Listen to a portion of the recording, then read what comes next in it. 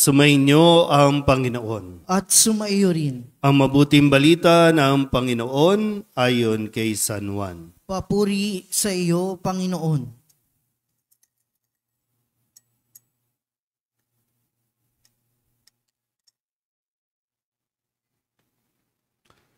Noong panahong iyon, sinabi ni Jesus sa kanyang mga alagad, "Ako ang tunay na puno ng ubas, at ang aking Ama ang tagapag-alaga.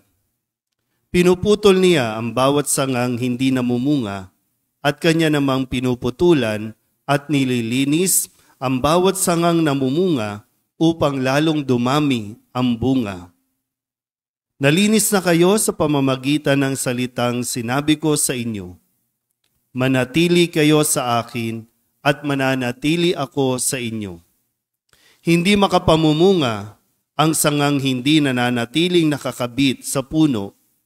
Gayon din naman, hindi kayo makapamumunga kung hindi kayo mananatili sa akin. Ako ang puno ng ubas, kayo ang mga sanga. Ang nananatili sa akin at ako sa kanya, ang siyang namumunga ng sagana. Sapagkat wala kayong magagawa kung kayo'y hiwalay sa akin. Ang hindi nananatili sa akin ay itatapon at matutuyo gaya ng sanga. Ang gayong mga sanga ay titipunin at susunugin. Kung nananatili kayo sa akin at nananatili sa inyo ang mga salita ko, hingin ninyo ang inyong maibigan at ipagkakaloob sa inyo. Napararangalan ang Ama kung kayo'y namumunga ng sagana, at sa gayoy napatutunayang mga alagad ko kayo." Ang mabuting balita ng Panginoon. Pinupuri ka namin, Panginoong Hesukristo. Isang mapagpalang umaga po sa inyong lahat. Ngayon po ay ikalimang linggo ng Pasko ng muling pagkabuhay at mamaya din po ay matutunghayan natin ang pag-iindak. Tama ba ito? Pag-iindak o pagtanggap para sa mga bagong kasapi na maglilingkod sa atin pong simbahan dito sa Nuestra Señora de la Soledad, ang mga bagong miyembro ng Mother Butlers Guild. Pwede ba tumayo yung mga iindak? Pwede ba kayong umindak ng kaunti? Kasi ang mga naglilingkod, dapat medyo maaliwalas ang muka, masayang naglilingkod. Tingin nga kayo sa mga tao. Bantayan niyo po mga mukha ng mga yan. Mga magiging MBG po yan. Mother Butlers Guild. Sige po. Sa atin pong pagdiriwang ngayon sa mga ipinahayag na mga salita ng Diyos ay pinaggigiitan sa atin ang isang katangian na dapat nating tinataglay.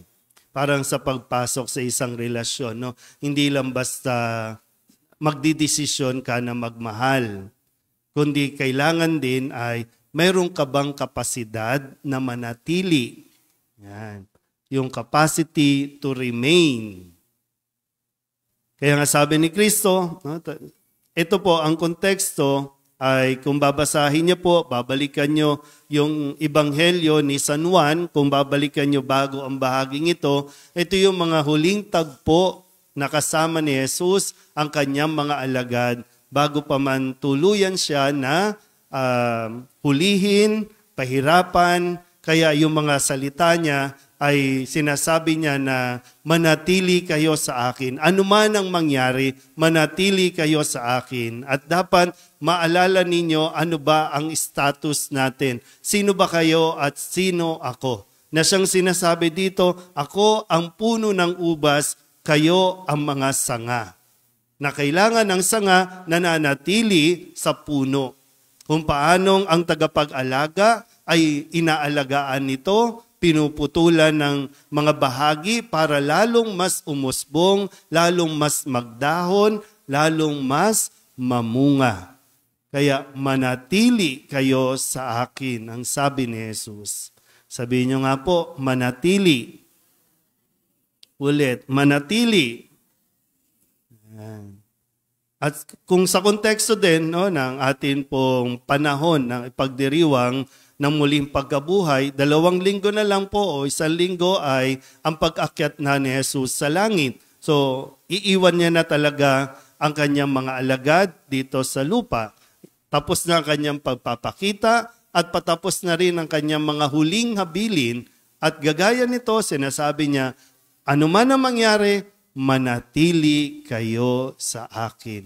Kung gusto nyong mamunga, kung gusto ninyong mas lumago, manatili kayo sa akin.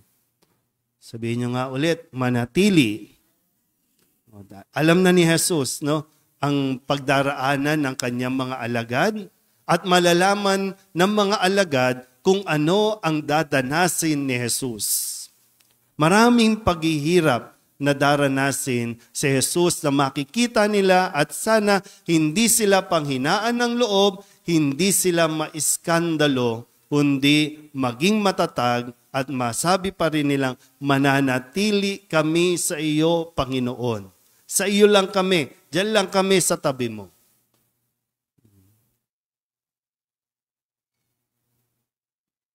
Sabihin nyo nga ulit sa katabi ninyo, manatili ka kay Jesus. Kahit na may mga tao sa paligid mo ang hindi na nanatili, ang importante, ikaw ay nananatili kay Jesus. Kahit tanggihan ka ng mga tao, ipagpalit ka ng pinili mo at pumili ng iba, manatili ka kay Jesus.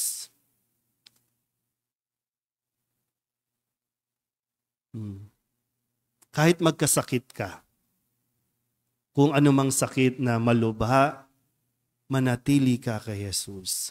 Desisyon niya na dapat nating pag-isipan. Kaya hindi lang tayo basta sinabi, ay Katoliko ako, bininyagan ako eh.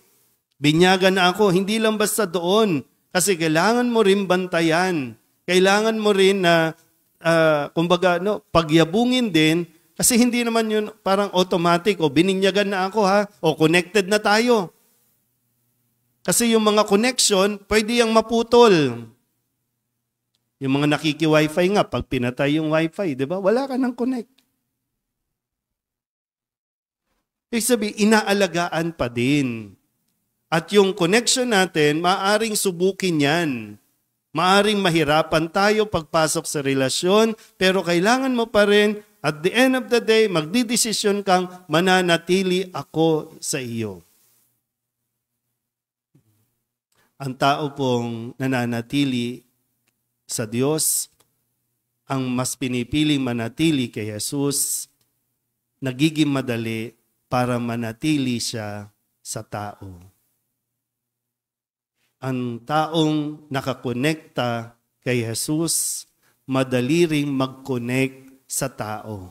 So kung hindi, at kung nahihirapan pala, no, pwede makita natin, kung nahihirapan ng mga tao na makibagay, na makikonnect sa iyo, maaring, no, pag nilayan na mabuti, bakit ganon? Ano bang mayroon?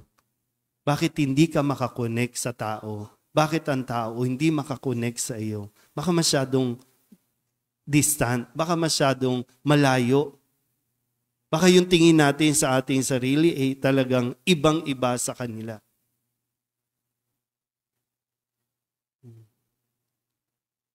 Sa mga naglilingkod sa simbahan, no? Bakit, lumalago ba tayo bilang simbahan?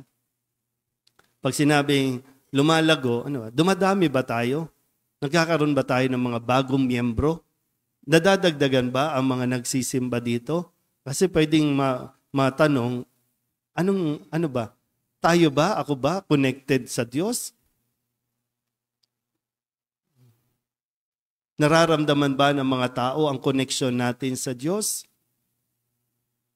O baka nararamdaman nila, puro lang tayo koleksyon. Nararamdaman ba ng mga tao na ang mga naglilingkod sa simbahan connected sa Diyos o ang mga naglilingkod sa simbahan pabida na lang? Pagalingan. Kaya nga sa mga bago, no, na i-induct natin, mga MBG, no? Dumadami ba ang MBG? O nire-recycle lang natin ang MBG? Nakaka-attract ba tayo? Di ba, no? Nakaka-attract ba tayo ng ibang maglilingkod dahil connected tayo kay Jesus? O baka nahihiwalay na tayo lang ito, tayo lang ito? Paano natin mapapanatili ang connection natin kay Jesus? Una, sa salita ng Diyos. Yung scripture, yung Biblia, nandyan lahat ng sinabi ni Jesus. Nasa atin ba yan? Kaya kapag nagbabasa tayo ng Biblia, isang paraan na rin yan na nakikipag-usap tayo sa Diyos. Hinahayaan natin kausapin tayo ng Diyos, nakikinig tayo sa Diyos.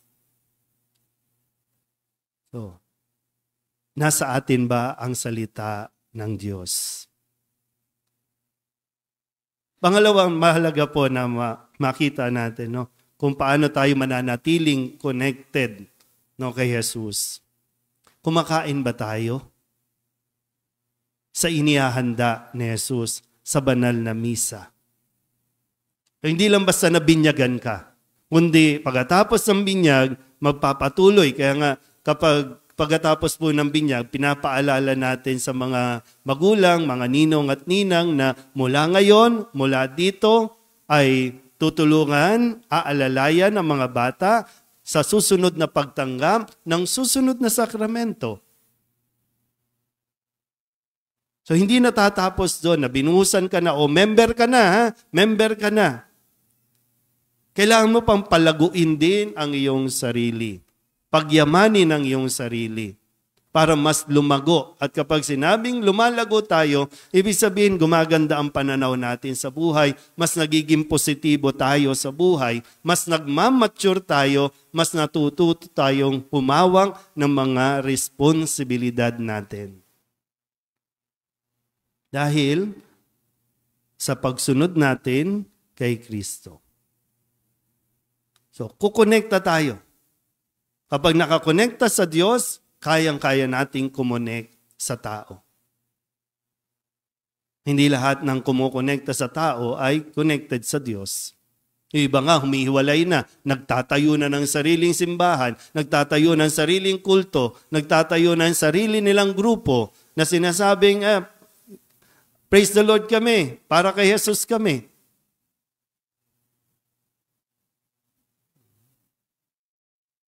Sabihin nyo nga po ulit, manatili.